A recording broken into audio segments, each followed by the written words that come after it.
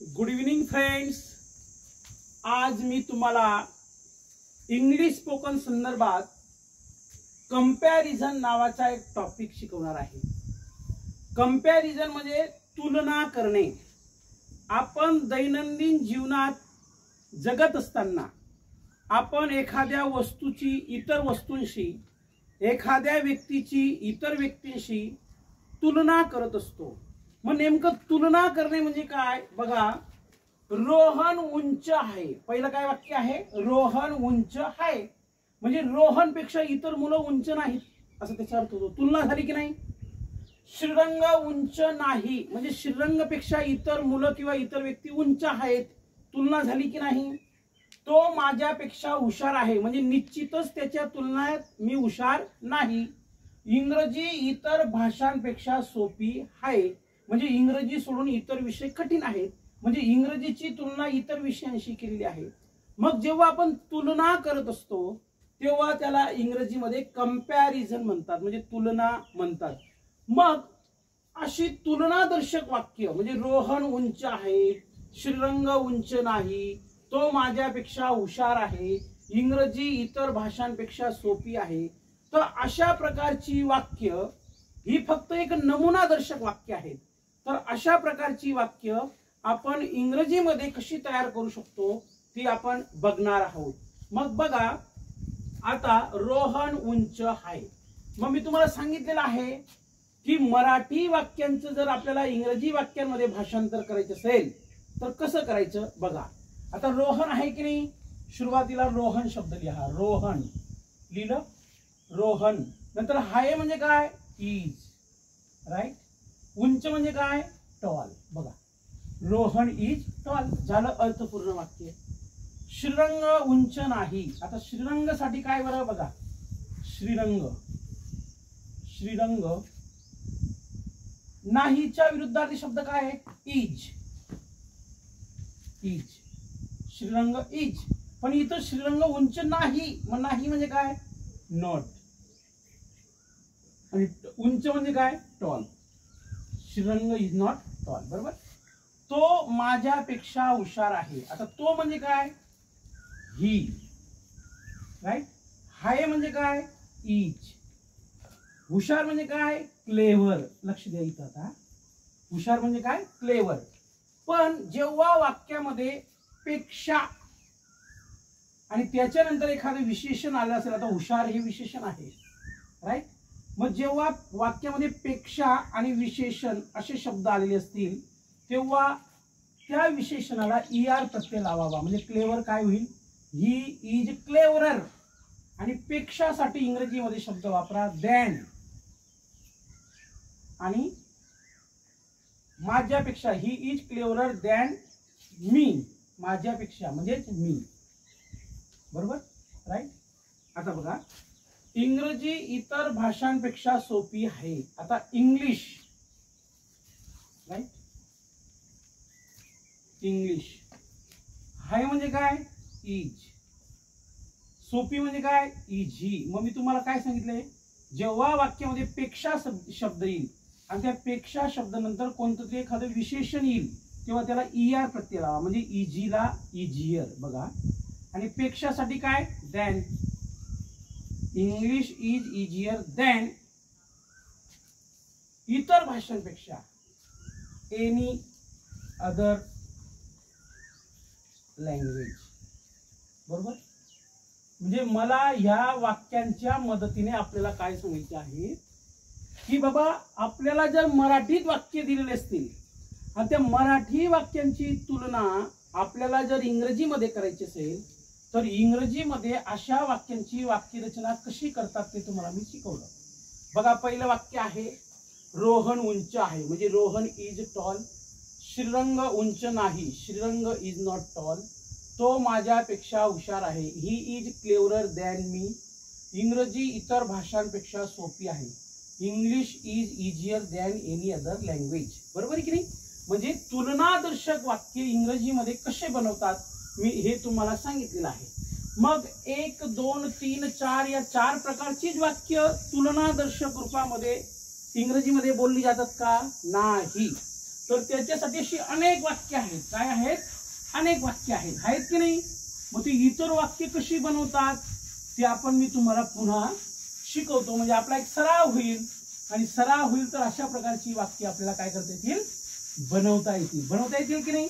मग ते आपण बनवण्याचा प्रयत्न करू. अजून काही वाक्य मी मराठीत लिहिण्याचा प्रयत्न करत आहे फळ्यावर, आणि ती इंग्रजीमध्ये कशी ट्रान्सलेट करतात किंवा दैनंदिन व्यवहारामध्ये इंग्रजी बोलत असताना आपण कसं लिहू शकतो, तर ते वाक्य आपण लिहू इथं. हा बर का? आता बघा, काही वाक्य आहेत. राजू सर्वात उंच आहे. बघा, राजू सर्वात उंच आहे. राजू सर्वात उंच आहे म्हणजे राजूची तुलना इतर सर्व मुलांशी केलेली की नाही? म्हणजे राजू पेक्षा इतर जे काही मुलं आहेत ते सर्व लहान आहेत, म्हणजे राजू कसा आहे? सर्वात उंच आहे. मग अशा प्रकारची वाक्य जर मराठीमध्ये असतील आणि त्याचं ट्रान्सलेशन जर आपल्याला इंग्रजीमध्ये बनवायचं असेल तर कसं बनवायचं? बघा, पहिले काय करायचं? राजू. काय लिहायचं? राजू लिहिलं. आता राजू लिहिल्यानंतर शेवटचा शब्द काय? हाय. मग हाय म्हणजे काय? इज. मग राजू इज सर्वात उंच. सर्वात उंच. मग सर्वात उंच म्हणजे काय? टॉलेस्ट. Tallest of all. आता तुम्ही म्हणणार ऑफ ऑल हा शब्द का घेतला? म्हणजे इतरांच्या तुलनेमध्ये राजू कसा आहे? सर्वात उंच आहे. त्याची जितकी हाईट आहे का, त्याची इतकी हाईट कुणाचीच नाही. दुसरं वाक्य बघा, महेश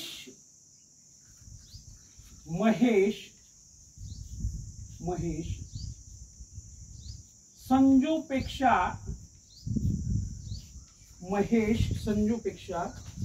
उंच आहे. बघा, महेश संजूपेक्षा उंच आहे. तर आता या वाक्याने महेशची तुलना कोणाशी केलेली आहे? संजूशी केलेली आहे. किंवा संजूची तुलना कोणाशी केलेली आहे? महेशशी. मग अशा प्रकारचे वाक्य कसं लिहायचं? बघा, आता महेश शब्द आहे की नाही? मग महेश शब्दासाठी काय लिहायचं? महेश. बरोबर. हाय म्हणजे काय? इज. Right, is. मग उंच म्हणजे काय? टॉल.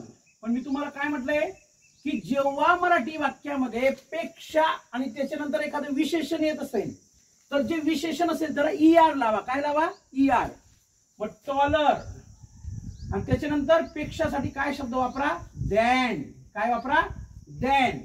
तो Mahesh is taller than Sanju. बरोबर आहे की नाही? बघा, Mahesh is taller than Sanju. अजून एखादं वाक्य बघू आपण, म्हणजे तुमची संकल्पना क्लिअर होईल. बघा,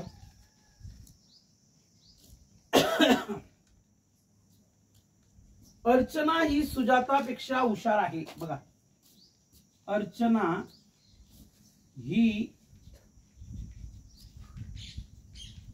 सुजातापेक्षा हुशार आहे. राईट. अर्चना ही सुजातापेक्षा हुशार आहे. मग अर्चनाची तुलना कोणाशी केलेली आहे? सुजाताशी. किंवा सुजाताची तुलना कोणाशी केलेली आहे? अर्चनाशी. मग हे वाक्य इंग्रजीमध्ये कसं लिहायचं? बघा, पहिले अर्चना लिहायचं. अर्चना. बरोबर. हाय म्हणजे काय? इज. अर्चना इज. हुशार म्हणजे काय? क्लेवर. पण मी तुम्हाला काय सांगितलं? पेक्षा आणि त्याच्यानंतर विशेषण आलं तर जे विशेषण आहे त्याला ER प्रत्यय लावा. म्हणजे क्लेवरचं काय होईल? क्लेवरर.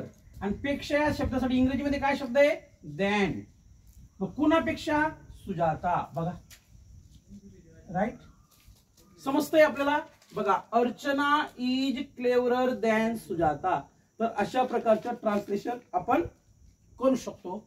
अजून कंपॅरिझन करत असताना मराठीमध्ये किंवा इंग्रजीमध्ये कशा प्रकारची वाक्य असतात ती आपण बघू, जेणेकरून तुमच्या मनात कोणत्याही प्रकारची शंका राहणार नाही किंवा त्या प्रकारची शंका तुमच्या मनामध्ये मला ठेवायची पण नाही. तर बघू आपण अशा प्रकारची वाक्य कशी बनवतात आणि त्याचं ट्रान्सलेशन किंवा मराठीमध्ये बोलत असताना किंवा इंग्रजीमध्ये कन्व्हर्सेशन किंवा कम्युनिकेशन करत असताना कसं बोललं जातं ते आपण बघू. बघा आता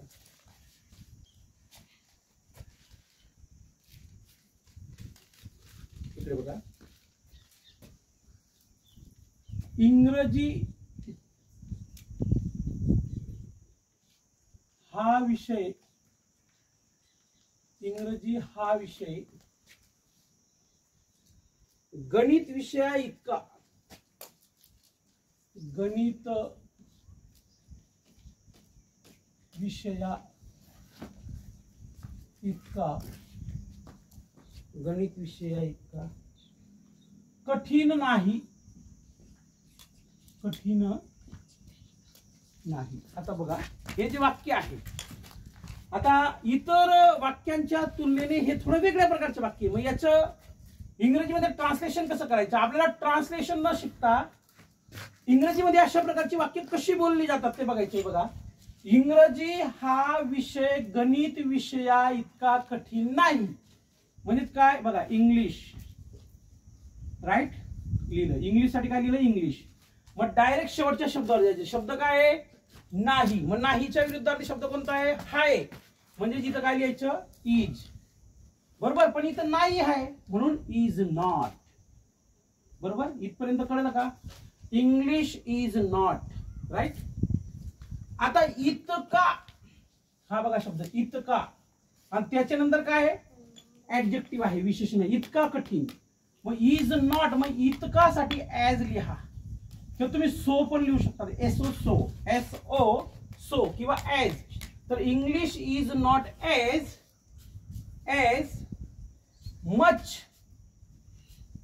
मच डिफिकल्ट. काय लिहिणार? डिफिकल्ट. पुन्हा विशेषण लिहिल्यानंतर ऍज लिहा. पुन्हा इतका मॅथ्स, किंवा तुम्ही मॅथमॅटिक्स सुद्धा लिहू शकतात. बघा, English is not as much difficult as math, असं तुम्ही ट्रान्सलेशन करू शकता त्या वाक्याचं. अजून बघा,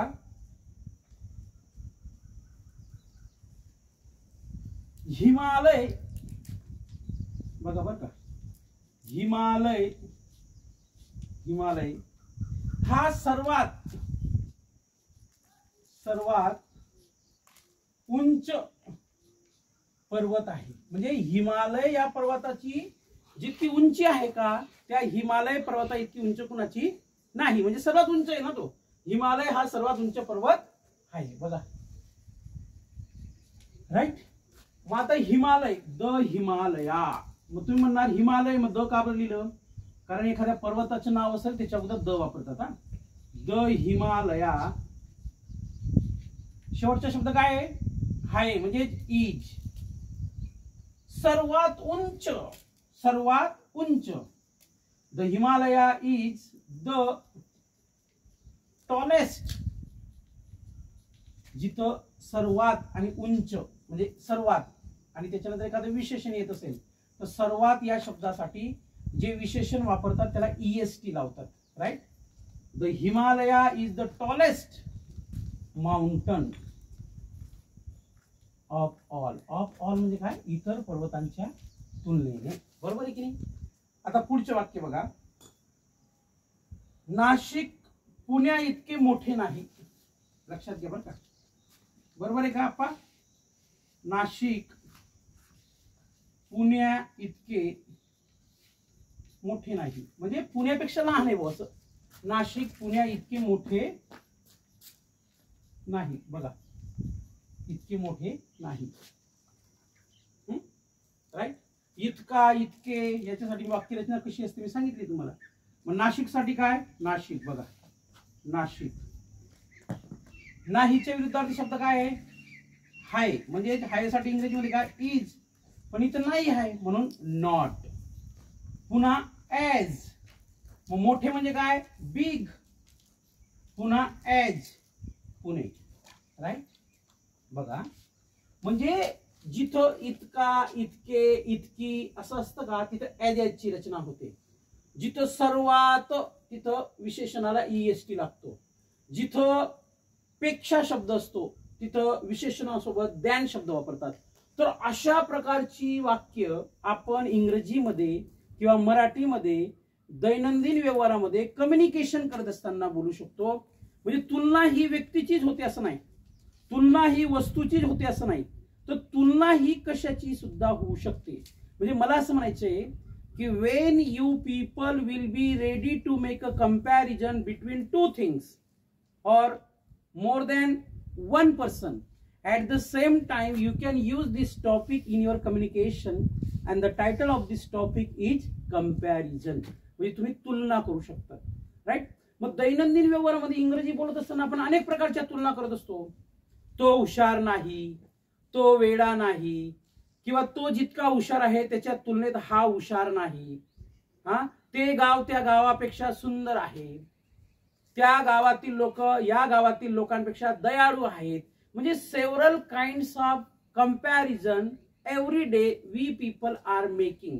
म्हणजे आपण करत असतो. पण how to speak these sentences in to English, म्हणजे अशा प्रकारची वाक्य इंग्रजीत कशी बोलावी किंवा इंग्रजीत कशी ट्रान्सलेट करावी, तर अशा प्रकारे तुम्ही ट्रान्सलेट करू शकतात आणि तुलना करू शकतात. राईट. तर हा व्हिडिओ आपल्याला कसा वाटला, लाईक करा, शेअर करा, सबस्क्राईब करा आणि बेल आयकन या बटनावर क्लिक करायला विसरू नका, जेणेकरून नवनवीन अपलोड होणाऱ्या व्हिडिओची नोटिफिकेशन सर्वात पहिले आपल्यापर्यंत पोहोचेल. है ना. कामयाबी उनको मिलती है जो कोशिश करते हैं, और जो कोशिश नहीं करते हैं उनको कामयाबी नहीं मिलती है. अंग्रेजी में एक कहावत है, as you sow shall we reap. जैसा बोओगे वैसा पाओगे. यदि खेत में हमने बोया ही नहीं तो हम क्या पाएंगे, और पाएंगे नहीं तो क्या खाएंगे, और खाया ही नहीं तो कैसे जिएंगे. तो मेरा कहने का मतलब ये है, हर चीज या हर मिशन प्राप्त या हासिल करने के लिए हमको मेहनत करना बहुत जरूरी है. Thank you very much. धन्यवाद.